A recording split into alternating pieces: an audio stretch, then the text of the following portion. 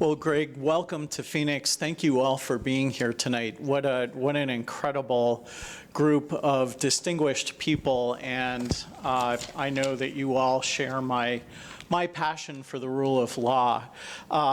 Greg was telling me earlier that this is the Society's first event outside Washington, D.C. So I'm really grateful that they've decided to make their inaugural presentation here. And I hope that Greg will agree, and this is based on my own personal experience, that Washington, D.C. never looks better than as it recedes in your rear view mirror. So hopefully you'll like it here, and we could use more rule of law folks here. It's also bittersweet to be here. On the one hand, I am so grateful that the Society exists. These are my people. Many of the founders of the Society also, as I did, served as young lawyers in the Reagan administration, and we shared a common set of principles and ideals. But it's bittersweet because I wish this organization didn't need to exist. The idea that right-of-center lawyers would have to join together to defend the rule of law sometimes against people who describe themselves as constitutional conservatives is just really head-spinning to me. It's almost dystopian. And when I think of people wrapping themselves in the Constitution while they are simultaneously doing violence to it, it makes me wish that I was back in private practice again so that I could represent the Constitution in a defamation action, because certainly it has suffered great damage. Although I have always held myself and my side to a higher standard than the other side, because I feel like they know better. I want to emphasize at the outset that this is neither partisan nor really ideological. As Greg mentioned, last year I faced a crucible that I did not want to face. And it was primarily a campaign against my colleague Justice Kate King and me from the left, disagreeing with a decision that we made that was very much, in my opinion, a rule of law decision. In fact, I don't think there was a single instance in which it was attacked on the merits. It was simply the outcome and the effects of the decision. And as judges, we are sworn to the Constitution and to the law, not to political outcomes. It was very, very difficult to go through that. My son, Ryan, knows how much I did not want to go through that, but three of the most important women in my life, my mother-in-law, my colleague, Justice King, and my wife, Shauna, who will be joining us shortly, I think, basically said, you have to do this. And I am very glad that I did it in retrospect. But I now look back on that experience, which was very unpleasant, and thought, you know what, maybe that was just a warm-up act for what has to come. And I really hope that that is not the case, but I fear it may be. I want to talk to you tonight about, before Greg and I have a conversation and then invite you all to join it, I want to talk about two cases that I think are really emblematic about what is at stake in terms of the independent judiciary, particularly in checking the powers of the executive branch. And also two events that also exemplify that and unfortunately exemplify how things have changed. You know, there is now, I always love to have conversations about first principles. I think that we should always do that. We should always question whether received wisdom is in fact wisdom. But hearing conversations about Marbury versus Madison and whether there is a judicial role in constraining the excesses of the executive, this is not a new thing. We brought this with us when Americans broke away from England. Courts protecting against the power of the executive in England was a very, very important feature. And our founding fathers enshrined that in the Constitution and spelled it out very eloquently in the Federalist 78. If there's anyone among you who has not read that magnificent paper, I encourage you to read it or to reread it, because it made very, very clear from the outset that the independent judiciary was going to be absolutely necessary to make sure we never had a monarchy, we never had an autocratic system of government. What was innovative about that was not arresting the power of the executive, but arresting the power of the elected representatives. That was the American innovation. But it was always accepted that the courts would bind the power of the executive. In the 1940s and 50s, we had two cases that really tested this with incredibly important ramifications. One is one of the worst decisions in the history of American jurisprudence. And before I get to that, I do want to welcome and introduce my personal hero, Senator, and my dear wife, Shauna Bolick, who just joined us. I don't have very many political heroes, but she is foremost among them. Well, the first case was the infamous case of Korematsu versus United States, which of course involved an executive order and military orders that led to the incarceration of loyal Japanese American citizens, certainly one of the great stains on our constitutional jurisprudence. And that case was decided by a 6-3 vote. Happily, in recent years, it was finally overturned and is no longer good law. Justice Robert Jackson, one of the greatest people ever to serve on the United States Supreme Court, had such an incredible insight about this case. He said, "Much is said of the danger to liberty from the Army program for deporting and detaining these citizens of Japanese extraction. But a judicial construction of the due process clause that will sustain this order is a far more subtle blow to liberty than the promulgation of the order itself. A military order, however unconstitutional, is not apt to last longer than the military emergency. But once a judicial opinion rationalizes such an order to show that it conforms to the Constitution, or rather rationalizes the Constitution to show that the Constitution sanctions such an order, the court for all time has validated the principle, in this case, of racial discrimination in criminal procedure and of transplanting American citizens. The principle then lies about like a loaded weapon, ready for the hand of any authority that can bring forward a plausible claim of an urgent need." Sound familiar? These words were prescient in 1944. 8 years later, also a 6-3 decision, couldn't have been more different. President Harry Truman, conducting the Korean War, was worried about a labor unrest that threatened steel production. He issued an executive order seizing the Youngstown Steel Company, and Youngstown Steel went to court. This time, the Supreme Court said no. Even though the president has broad military authority, it's his broadest authority, He does not have the power to seize private property toward the ends to which he wants to put it.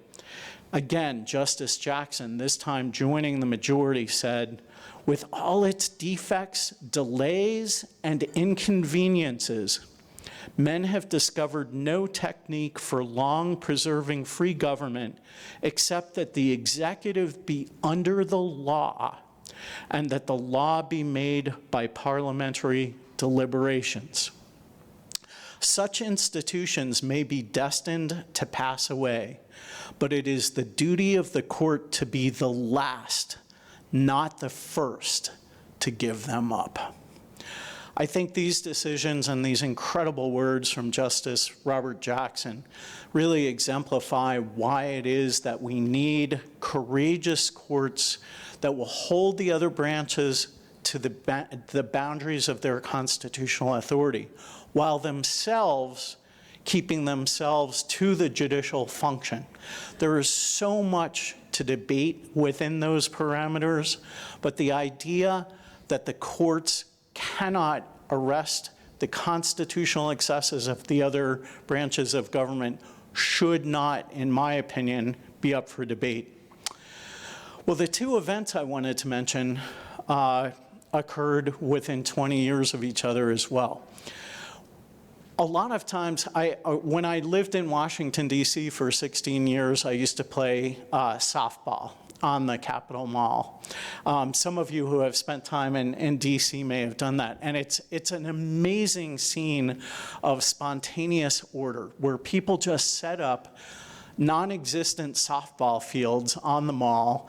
There's not quite enough room so that the games overlap with other games. And when you're in the outfield, you are staring at other outfielders from other games that are going in the other direction.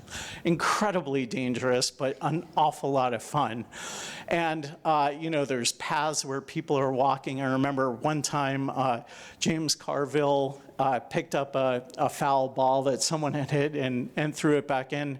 He says, he is, even at a distance, you can tell it's James Carville.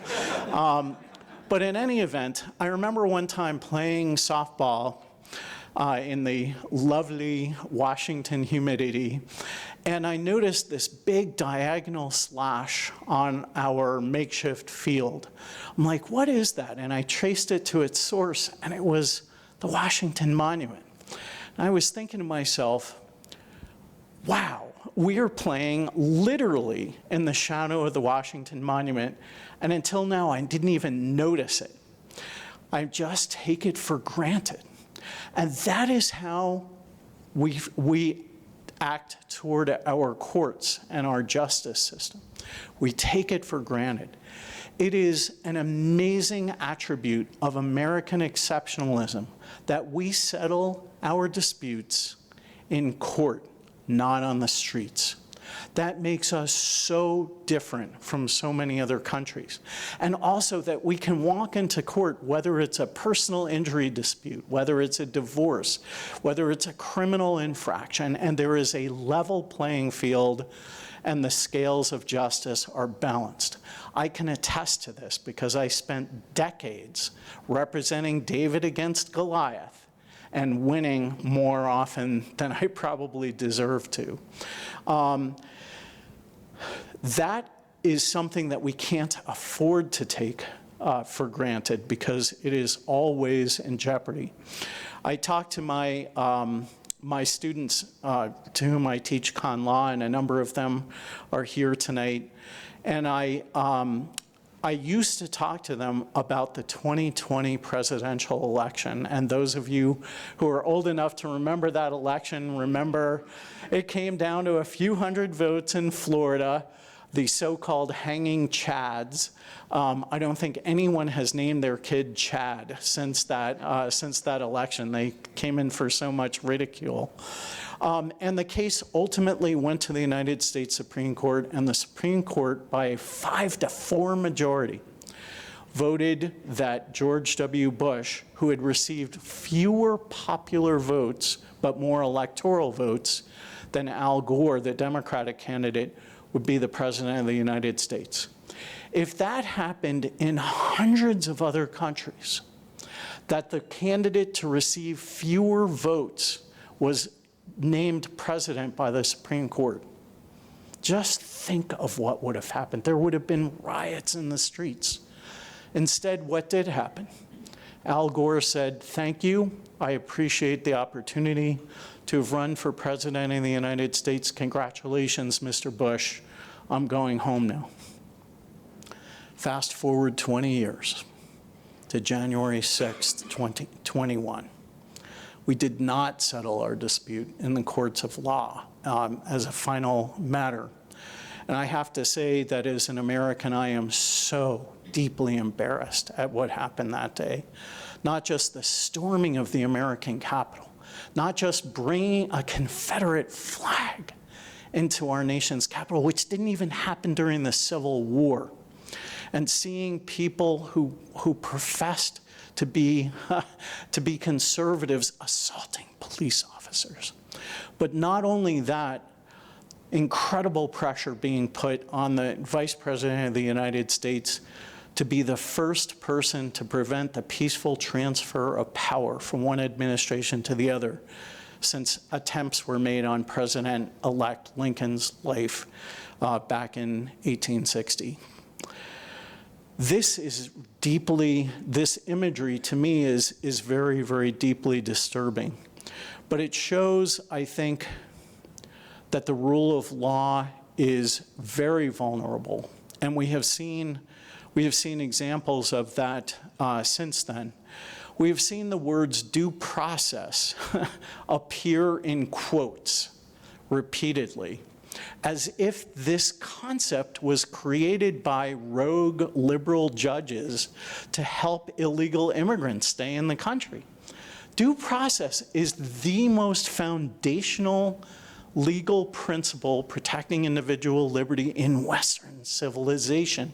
It dates back to the Magna Carta. It does not deserve to be in quote marks, air quotes, or quotes in op-ed pieces. Most recently, and I know you all know this, but I want to read the exact words because they are so deeply disturbing. A high-ranking administration official said, "Well, the Constitution is clear, and that, of course, is the Supreme law of the land." So far, so good. That the privilege of the writ of habeas corpus can be suspended in a time of invasion. So that's an option we're actively looking at. Look, a lot of it depends on whether the courts do the right thing or not. Regardless of how you read that, one, that they're seriously considering suspending the writ of habeas corpus, or two, that they are using that to intimidate the courts to reach decisions that they favor. Either way, it is really scary stuff. I believe that judges need to play a very important role in defending the independent judiciary. Obviously, we are very constrained on what we can say, and so our actions speak louder than our words. And I know my fellow judges here in Arizona, we can count on them to preserve the rule of law and to exemplify what the rule of law is all about.